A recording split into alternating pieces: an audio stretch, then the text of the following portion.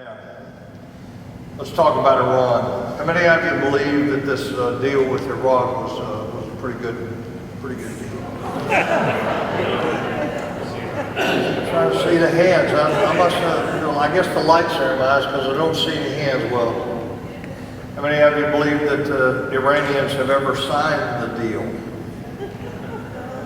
They've never signed this deal. You realize that? They've never signed this deal. This thing called the Iranian deal is a pathway, an absolute guarantee that the Iranians will have nuclear weapons. No matter what the administration says, it is a pathway to nuclear weapons. And by the way, at the same time that they were negotiating this deal, the Iranians were standing up and saying to the world publicly, we're not going to abide by it. Explain that. Now, people say, and I want to encourage you not to look at the Iranians through Western eyes. Because if the Iranians have a nuclear weapon, many of you probably sitting here tonight say, yeah, but we had a nuclear Russia too, and we got a nuclear Chinese, nobody's used a nuclear weapon. Yeah, and that's because all of these nuclear powers actually want to live.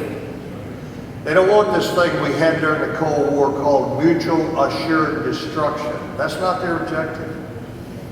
The Iranians are willing to use a nuclear weapon on Israel, A, because they hate Israel, and because they've repeatedly said they're going to wipe Israel off the face of the earth. They're the little Satan. We're the big Satan according to them. But all of the mullahs, and by the way, the president is not the guy with the power in Iran. It's actually the Supreme Council, headed by the Grand Ayatollah or the chief imam for all of Shia Islam. 15% of the population of the world that is Muslim are actually Shia. Only 85% are Sunni. But the imams are all Shia 12ers. They believe that their Messiah or their Mahdi will only return when the world is in bloodshed and chaos. The world has to be in bloodshed and chaos, and then that will bring the Messiah back, and the Messiah will then establish Sharia and bring peace to the whole world, but the whole world has to be in chaos for their Messiah to return and bring peace under Sharia. Is there a better way for them to create global chaos than to use a nuclear weapon on Israel? I can't think of one, because that brings the whole world into a global conflict. Now, you say, but the Israelis are a nuclear power too. They will return a nuclear strike. They will retaliate with it. They'll wipe Tehran off the map. That's true. But with one nuclear weapon, how many of you have been to Israel? You drive from one side of that country to the other side in less than 2 hours. It's a tiny speck on the map. One nuclear weapon will do in 6 seconds what Hitler was unable to do in a decade. It will wipe out 6 million Jews. The Jews will then use their nuclear weapons that are aboard ships or submarines. They will destroy the city of Tehran. They will make a parking lot out of it. The problem is there is no more Israel. And all of the Jews that are killed by an Iranian strike are going straight to hell because they're hated. He showed you on this thing up there. They're pigs. According to the Shia theology, they're pigs. Jews are pigs. But every Iranian that is killed in the retaliatory strike is a martyr, and it is the one sure way to be with Allah in heaven. Don't look at the Iranian situation through Western eyes and say, well, why do we worry about a nuclear armed Iran?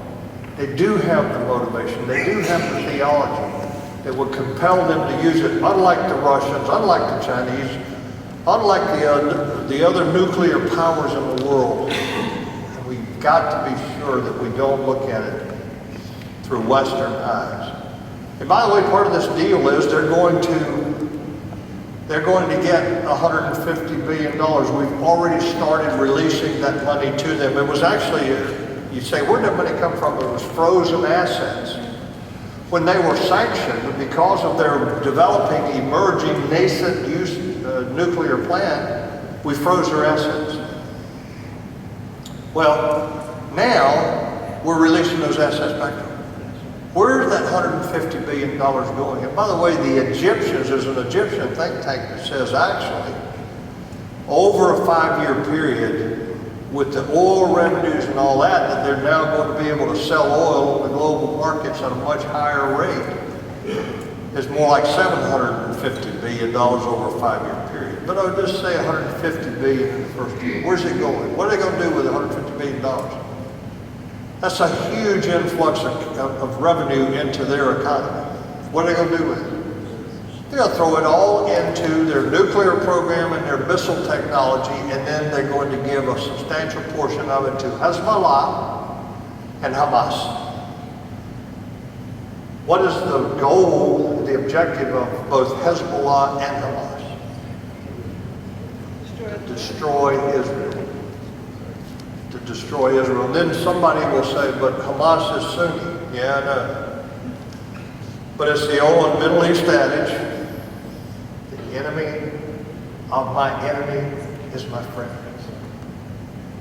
And Hamas is the enemy of Israel, therefore they are the friends of Iran, and Iran has been funding Hamas for years. So that's another complexity that we need to think about, is that the Middle East has some very strange bedfellows.